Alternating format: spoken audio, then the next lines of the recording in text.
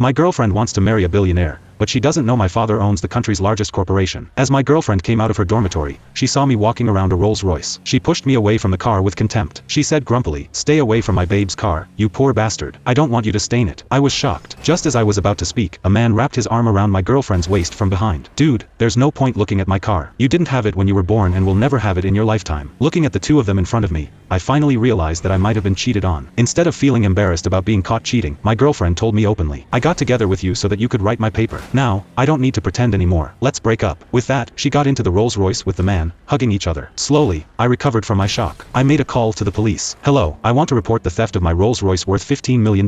During the summer vacation, my girlfriend Wendy Lawson was always so busy that I couldn't contact her, so on the first day of the academic year, I went to her dormitory with a gift to give her a surprise. Just as I arrived downstairs of her dormitory building, I saw a car that looked familiar. When I was walking around the car, Wendy came out of the dormitory. At the sight of me, she glanced at me with annoyance and said impatiently, "Can you please stop staring at someone else's car like that? Shame on you." I was just about to explain that the car was mine, curious about why it ended up here after I put it in a car wash. But before I could say anything, a man hugged Wendy and kissed her right to my face. Seeing my shocked look, he asked with a smug smile, "Baby, didn't you tell me you broke up with this poor bastard long ago? What is he doing here now?" Originally, I wanted to ask her when we broke up, but Wendy just gave me a dirty look and said, as expected of a poor loser, "He kept pestering me once he couldn't accept the breakup." The man responded with an Seeing me looking at the Rolls-Royce from time to time, he couldn't help laughing again. "Dude, there's no point looking at my car. You didn't have it when you were born and will never have it in your lifetime." Wendy gave the man a smile I had never seen before and said, "That's right, stay away from my babe's car. I don't want you to stain it." The man waved his hand indifferently and said, "It doesn't matter. Just let him look at it. If he stains it, I'll just buy another one. The last thing I lack is money." I was so astonished that I pointed at the car and asked suspiciously, "You mean this car is yours?" The man snorted with laughter, took out the car keys, started the car remotely, and said,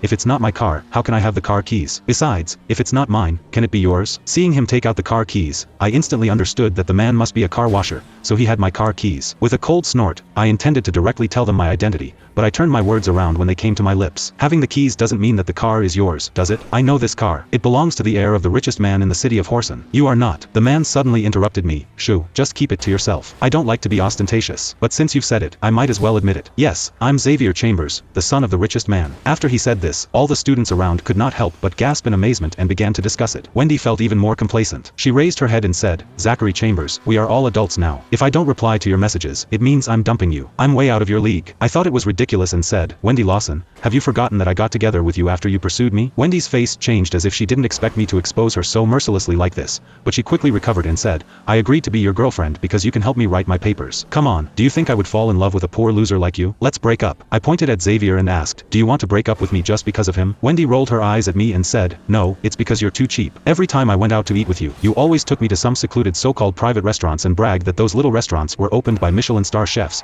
making me ashamed. By contrast, Chavi always takes me to those truly decent restaurants, each of which requires a membership card. I guess you don't even have the qualifications to go in, do you?" I couldn't help but take another look at the car. I did put a lot of membership cards and stored value cards for restaurants in the car. I supposed Xavier deceived Wendy with this car and just a few meals paid with my cards. Wendy kept belittling me, amusing Xavier. I couldn't be bothered to argue with her and just picked up my phone to call my supervisor. "Professor Lewis, I need to revise the paper I handed in." "Yes, it's mainly about removing the second author on it. I wrote the paper alone." As soon as I hung up the phone, Wendy's face changed. She stamped her feet anxiously and spat. "How could you possibly call the professor to remove my name from the paper? Do you know my graduation will be delayed without this paper? You are not allowed to take my name out, or I only asked frostily with a cold look at her, "Or what? Or you'll break up with me?" Wendy was so anxious that she almost burst into tears. She knew very well that I would not make her the second author again, so she snuggled up against Xavier's arms and said pitifully, "Babe, what should I do? I can't graduate without this paper." Xavier took out his phone and said to me, "I'll give you $5,000 as long as you change the author of the paper to my babe's name." I didn't even move and asked, "Only $5,000? As the son of the richest man, is that all you can give? Shouldn't it be at least $500,000? Xavier's face darkened. A car washer like him could never come up with $500,000, so he turned to look at Wendy and comforted her. "Babe, it's just a paper. We don't need it. Given our rich family, it doesn't matter whether you graduate or not. I won't despise you because of this." With Xavier's assurance, Wendy finally looked better. Although she still wanted the paper, she didn't dare to refute Xavier's words and just said with affected calmness, "That's right. I won't mind at all if I can't graduate. I don't give a damn about this. After all, I already have Chavi. Only poor ones need a diploma to change their lives. I don't need it at all." The moment she finished speaking, the schoolmates around booed, but Wendy only believed that they did it out of jealousy,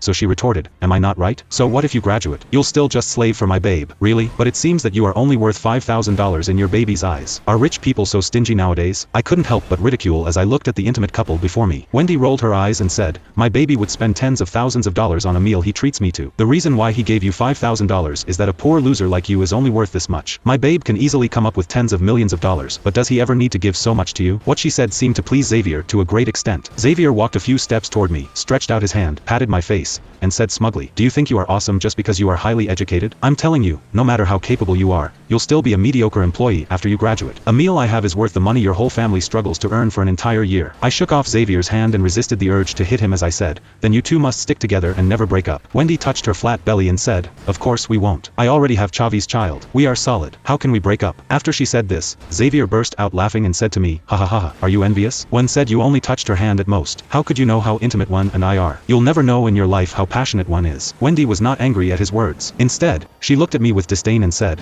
I felt nauseous for a long time after he held my hand, and I kept washing until my hand almost peeled. Perhaps because of the unique odor of a poor guy like him, I feel my hand is still uncomfortable. With that, she wrapped her arm around Xavier and directly left without even a glance at me. Staring after the two of them as they left, I didn't stop them or expose Xavier. I was just a little curious to see whether Wendy would regret it enough to commit suicide if she knew I, instead of Xavier, was the son of the richest man in Horsen.